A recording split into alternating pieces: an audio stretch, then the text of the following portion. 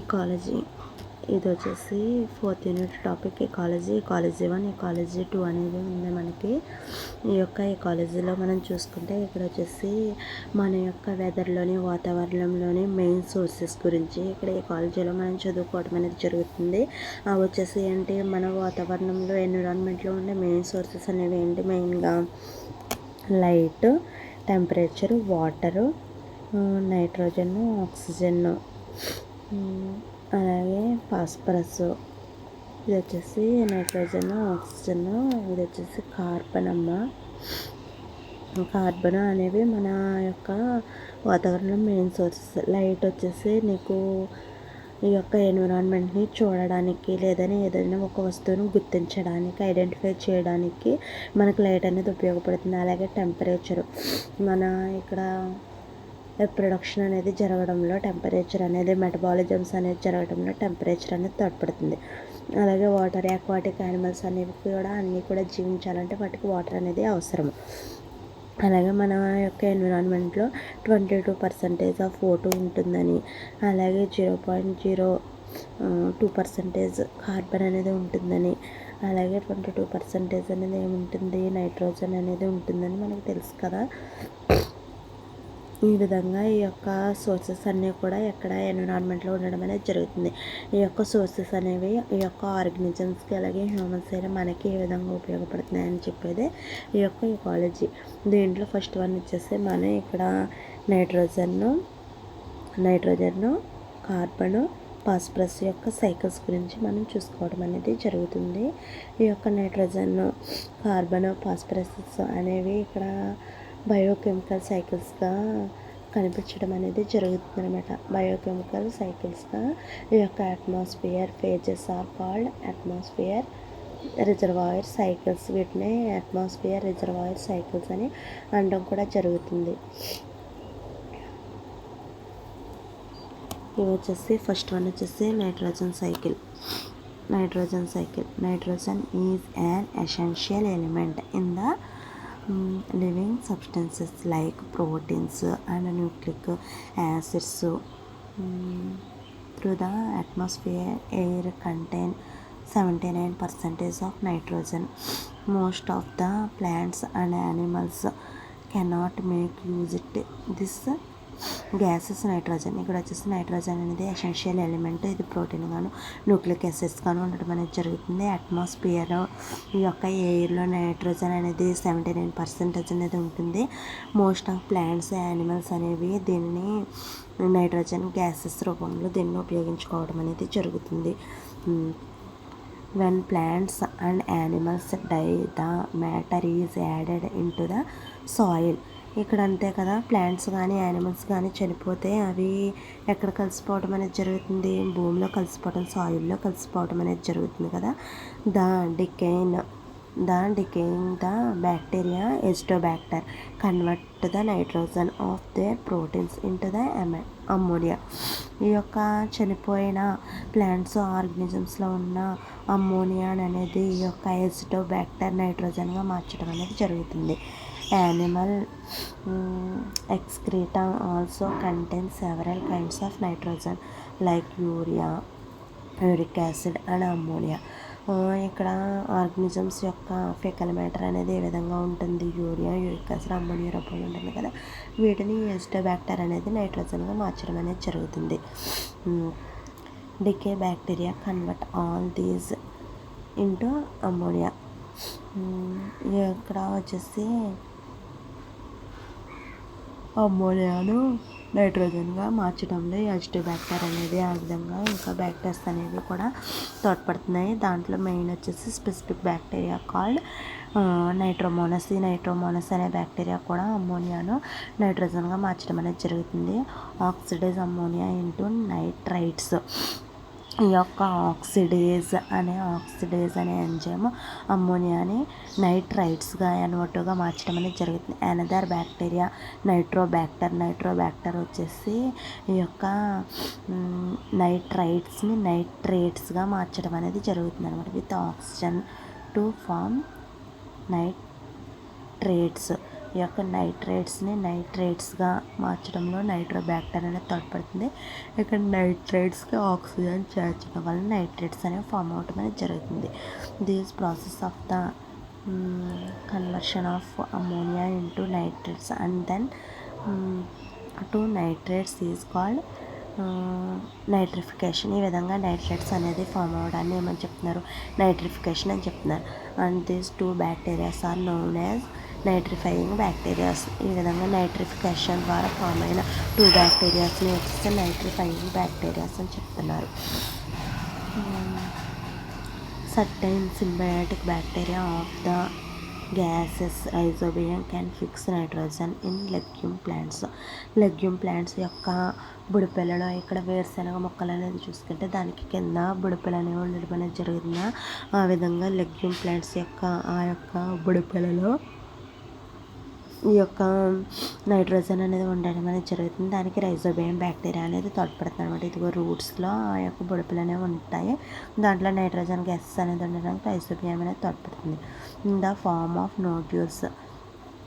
నోడ్యూల్స్లో బుడపలలో ఈ యొక్క nitrogen gases అనేది ఉండడానికి రైజోబియం అనేది తోడ్పడుతుంది.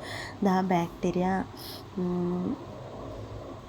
invade the roots and produced harmless nodules in which atmospheric nitrogen is fixed. ఈ యొక్క నోడ్యూల్స్లో పొడిపిల్లలో నైట్రోజన్ అనేది ఉండడం వల్ల అట్మాస్ఫియర్కి హార్మ్ఫుల్ ఎటువంటి హాని అనేది ఉండదు. ఇది ఆ వేర్లలో ఫిక్స్ అయి ఉండడం అనేది జరుగుతుందని చెప్తున్నారు. ఈ non biological fixation cosmic radiation, lightning, electrification and provide necessary high energy to combine nitrogen with oxygen and hydrogen of the water. ఇక్కడ వచ్చేసి ఇక్కడ మన యొక్క బయలాజికల్ ఫిక్సేషన్లో ఈ యొక్క రేడియేషన్ అండ్ లైట్నింగ్లోను ఎలక్ట్రోఫిక్సేషన్లోను ఈ యొక్క ఆక్సిజన్ అనేది, నైట్రోజన్ అనేది, హైడ్రోజన్ అనేది, వాటర్ అనేది ఎంతగానో ఇవి కంబైన్ అయ్యి ఉండి మనకి తోడ్పడటం అనేది జరుగుతుంది మెటబాలిజమ్స్లో అని చెప్తున్నారు. Thus formed ammonia and nitrates which are carried to the earth along with rain water. ఇక్కడ వచ్చేసి అమ్మోనియా అండ్ నైట్రేట్స్ అనేవి carried the earth along with rain water ద్వారా ఇవి వచ్చేసి ఎర్త్లో క్యారీడ్ అవ్వడం అనేది జరుగుతుంది.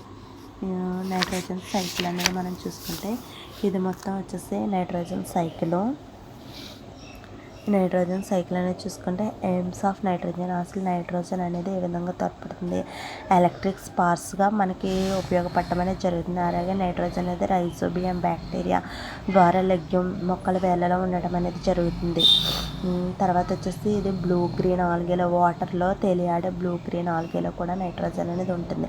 అలాగే ప్లాంట్స్ అనేవి, యానిమల్స్ అనేవి చనిపోవటం ద్వారా, సాయిల్లో కలవటం ద్వారా ఈ యొక్క సాయిల్ బ్యాక్టీరియాలు కూడా, అంటే సాయిల్లో కూడా నైట్రోజన్ అనేది ఉండడం అనేది జరుగుతుంది అనమాట. ఈ విధంగా blue green algae, soil bacteria, rhizobium bacteria యొక్క ఎలక్ట్రోస్పార్క్స్ ద్వారా నైట్రస్ ఆక్సైడ్ అనేది రిలీజ్ అవుతుంది అనమాట. ఇవన్నీ కూడా నైట్రోజన్ నుంచి నైట్రేట్స్ రూపంలో మారడం అనేది జరుగుతుంది. ఈ యొక్క నైట్రోజన్ అనేది నైట్రేట్స్ రూపంలో, గ్యాసెస్ రూపంలో మారడం వల్ల ఈ యొక్క ఎన్విరాన్మెంట్లో యూజెస్ అనేది ఉంటుందన్నమాట. ఈ యొక్క నైట్రైట్స్ అనేవి నెక్స్ట్ ఏ విధంగా మారుతున్నాయి, నైట్రేట్స్గా మారుతున్నాయి ఏంటి, ఈ నైట్రేట్స్ అనేవి ఒక O2 అనేవి చేర్చడం వలన ఇక్కడ నైట్రేట్స్ అనేవి ఫామ్ అవడం అనేది జరుగుతుంది. ఈ నైట్రేట్స్ని ప్లాంట్స్, యానిమల్స్ యూజ్ చేసుకోవడం అనేది జరుగుతుంది. ఈ విధంగా ప్లాంట్స్, యానిమల్స్ అనేవి ఈ యొక్క ప్లాంట్స్ అనేవి చనిపోతే సాయిల్స్లోకి వెళ్తాయి. ఆ విధంగా యానిమల్స్ అనేవి వాటి యొక్క ఫెకల్ మ్యాటర్ అనేది యూరిక్ యాసిడ్గా అనేది ఉంటుంది, అది సాయిల్లోనికి వెళ్తుంది. సాయిల్ నుంచి ప్లాంట్ అనేది ప్లాంట్ యొక్క వేరు అనేది, రూట్ అనేది ఎక్కడ ఉంటుంది, సాయిల్లోనే ఉంటుంది కదా. ఈ యొక్క యూరిక్ యాసిడ్ రూపంలో సాయిల్స్ నుంచి ప్లాంట్ అనేది నైట్రేట్ని తీసుకోవడం, ఇక్కడ ఈ సైకిల్ అనేది జరుగుతుంది. నెక్స్ట్ ఈ నైట్రేట్స్ అనేవి ప్లాంట్స్, యానిమల్స్లోకి వెళ్ళి యానిమల్స్ నుంచి ఇంకో NH3 అంటే అమ్మోనియా, వీటి యొక్క ఫెకల్ మ్యాటర్ అనేది బయటకు రావడం అనేది జరుగుతుంది. ఈ అమ్మోనియా అనేది నైట్రోమోనస్ బ్యాక్టీరియా అనేది నైట్రైట్స్గా మార్చుతుంది. తర్వాత నైట్రోబ్యాక్టర్ అనేది నైట్రేట్స్గా మార్చడం అనేది జరుగుతుంది. ఈ విధంగా డిఫరెంటిఫైయింగ్ బ్యాక్టీరియా ద్వారా ఇది నైట్రోజన్గా కన్వర్ట్ అవ్వటం అనేది జరుగుతుంది. ఈ విధంగా నైట్రోజన్ సైకిల్ అనేది జరిగి ఇక్కడ వాటర్లోను, సాయిల్లోను, అలాగే మొక్కల యొక్క వేర్లలోను ఈ యొక్క నైట్రోజన్ అనేది నైట్రేట్స్గా మారడం, ఆ విధంగా మారిన నైట్రైట్స్ అనేది నైట్రేట్స్గా మారి ప్లాంట్స్ అండ్ యానిమల్స్ యూజ్ చేసుకుని అది అమ్మోనియాగా మారి తర్వాత దాన్ని బ్యాక్టీరియా అనేది మళ్ళీ నైట్రేట్స్గానే మార్చడం ద్వారా ఈ విధంగా నైట్రోజన్ సైకిల్ అనేది జరుగుతుంది అనమాట. ఇది వచ్చేసి నైట్రోజన్ సైకిల్ కదా. నెక్స్ట్ వచ్చేసి కార్బన్ సైకిల్ అనేది చూసుకుందాం.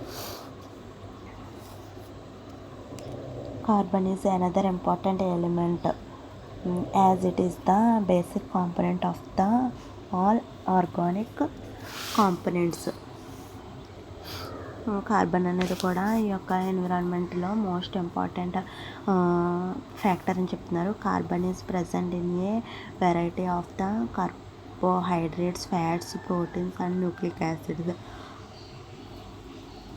కార్బన్ అనేది కార్బోహైడ్రేట్స్లోని, ఫ్యాట్స్లోను, ప్రోటీన్స్లోను, న్యూక్లిక్ యాసిడ్లోను ఒక వెరైటీ అని చెప్తున్నారు. The carbon cycle is a perfect cycle in the sense that carbon is returned to the environment as fat as it is removed. ఈ యొక్క కార్బన్ అనేది ఎన్విరాన్మెంట్ ద్వారా కొంతవరకు అనేది రిమూవ్ అవ్వడం అనేది జరుగుతుంది. ఆ విధంగా ఏంటో చూద్దాం. ఇది వచ్చేసి కార్బన్ సైకిల్. ఎన్విరాన్మెంటల్ H2O, ఇది గాలిలో ఉండే H2O అనేది చూసుకున్నాం. అంటే H2O అంటే నీరు కదా. ఈ విధంగా ఎన్విరాన్మెంట్లో ఉండే మన యొక్క వాతావరణంలో ఉండే నీటి ద్వారా ఈ యొక్క H2O అనేది H2 గాను O2 కానీ విడిపోవడం అనేది జరుగుతుంది. ఇక్కడ మనం అనేది చూసుకుంటే ఇక్కడ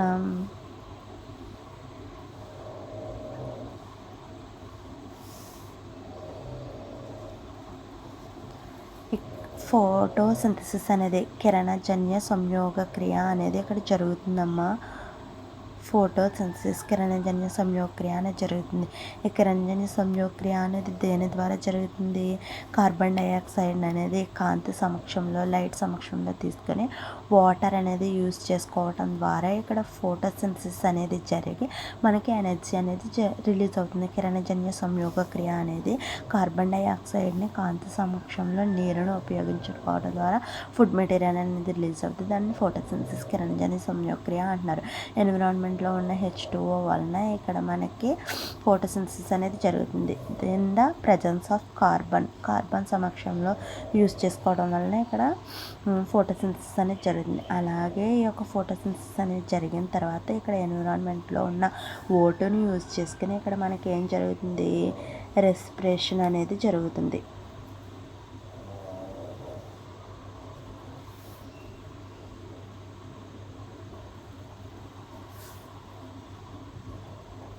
రెస్పిరేషన్ అనేది జరుగుతుంది. ఎన్విరాన్మెంట్లో ఉన్న ఓటుని యూజ్ చేసుకుని ఇక్కడ రెస్పిరేషన్ అనేది జరిగి ఏం రిలీజ్ అవుతుంది? కార్బన్ డైఆక్సైడ్ అనేది రిలీజ్ అవుతుంది. ఈ విధంగా ఈ యొక్క ఎన్విరాన్మెంట్లో ఉన్న H2O అనేది వాటర్ ద్వారా ఫోటోసింథసిస్ అనేది జరగటం ద్వారా CO2 అనేది యూజ్ అవుతుంది. అదేవిధంగా O2 ద్వారా ఇక్కడ రెస్పిరేషన్ అనేది జరగటం వల్ల CO2 అనేది రిలీజ్ అవుతుంది అనేసి సైకిల్ అనేది చెప్తుంది. Components of the living matter ద్వారా మనకి ఏంటి? CO2 అనేది రిలీజ్ అవుతుంది.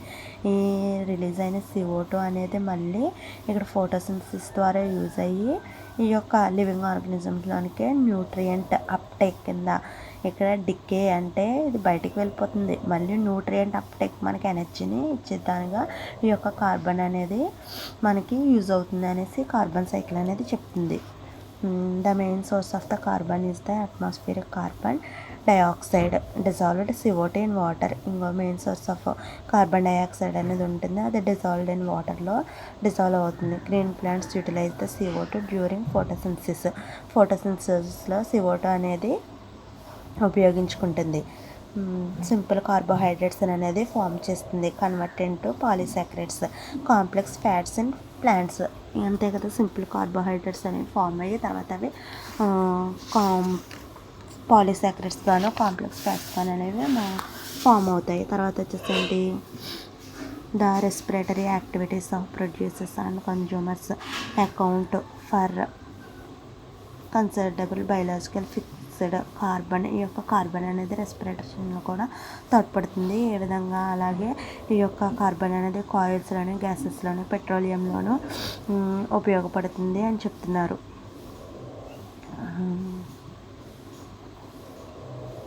అగ్రికల్చర్ ప్రాసెస్లో కూడా ఈ కార్బన్ అనేది ఇండస్ట్రియల్ ఆఫ్ దీస్ ప్రోడక్ట్స్లో ఈ కార్బన్ అనేది ఉపయోగపడుతుంది. అలాగే నెక్స్ట్ వన్ వచ్చేసి ఏంటి, ఫాస్ఫరస్. ఫాస్ఫరస్ అనేది ఏంటి, it is also an example of sedimentary cycle. Phosphorus is an important and necessary constituent of protoplasm. It is involved in the metabolic process of energy transfer and in encoding formation of jeans. ఈ phosphorus అనేది కూడా important ఫ్యాక్టరే. ఇది వచ్చేసి animals అనేవి consume చేసుకొని, plants అనేవి consume చేసుకొని వాటి ద్వారా ఇన్ఫర్మేషన్ ఆఫ్ జీన్స్ అని చెప్తున్నారు. ఈ యొక్క ఫాస్ఫరస్ సైకిల్ అనేది మనం చూసుకుంటే యానిమల్స్, ఈ యొక్క యానిమల్స్ అనేవి తర్వాత ఈ యొక్క యానిమల్స్ అనేది మనం చూసుకుంటే బర్డ్స్ అండ్ ప్లాంట్స్ అనేవిగా ఉండడం అనేది జరుగుతుంది.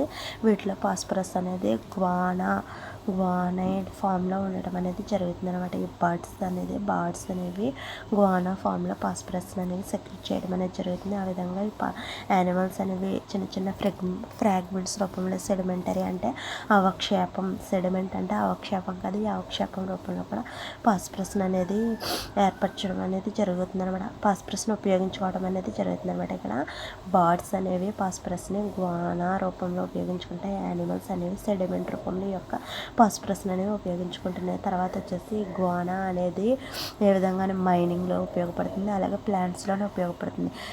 ప్లాంట్స్లో చూసుకుంటే ప్లాంట్స్లో తర్వాత వచ్చేసి ప్లాంట్స్ నుంచి ఫాస్ఫరస్ని యానిమల్స్ అనేవి ఉపయోగించుకుంటున్నాయి. యానిమల్స్ అనేవి ఉపయోగించుకుని నెక్స్ట్ ఏ విధంగా వేస్ట్ కానీ డికే కానీ ఫాస్ఫరస్ అనేది రిలీజ్ అవ్వడం అనేది జరిగిన తర్వాత ఇది డికంపోజర్గా ఉపయోగపడుతుంది. అంటే చెడు పదార్థాలను నిల్వ ఉంచడానికి డికంపోజర్స్కి తోడ్పడుతుంది. తర్వాత వచ్చేసి PO4 అనేది నెక్స్ట్ మళ్ళీ డికంపోజర్స్ ద్వారా ఫాస్ఫరస్ అనేది ప్లాంట్స్లోకి చేరడం అనేది జరుగుతుంది. ఈ యొక్క ఏ విధంగా డికంపోజర్స్ అనేవి ఎక్కడ ఉంటాయి, సాయిల్లో ఉంటాయి. సాయిల్లో ఫాస్ఫరస్ అనేది రిలీజ్ అవుతుంది, ఇది ప్లాంట్స్లోకి వెళ్తుంది. ప్లాంట్స్ నుంచి అది తీసుకునే ఆహారం ఏంటి, ప్లాంట్స్ అనేవి మొక్కలను తినడం అనేది జరుగుతుంది కదా, వాటి ద్వారా యానిమల్స్లోకి వస్తాయి. యానిమల్ వేస్ట్స్ అనేవి ఏంటి, మళ్ళీ యానిమల్ వేస్ట్స్ అంటే వాటి యొక్క ఫేకల్ మ్యాటర్స్, అవి చనిపోయిన పదార్థాలు మళ్ళీ ఎక్కడికి వెళ్తాయి, సాయిల్లోకి వెళ్ళటం అనేది జరుగుతుంది. ఈ విధంగా ఇక్కడ ఫాస్ఫరస్ సైకిల్ అనేది జరుగుతుంది. మైనింగ్ అంటున్నాం కదా, ఈ యొక్క మైనింగ్ అనేది చూసుకుంటే ఏంటి, ఇక్కడ మైనింగ్ అంటే కరిగించటము లేదా కరగబెట్టడం కదా.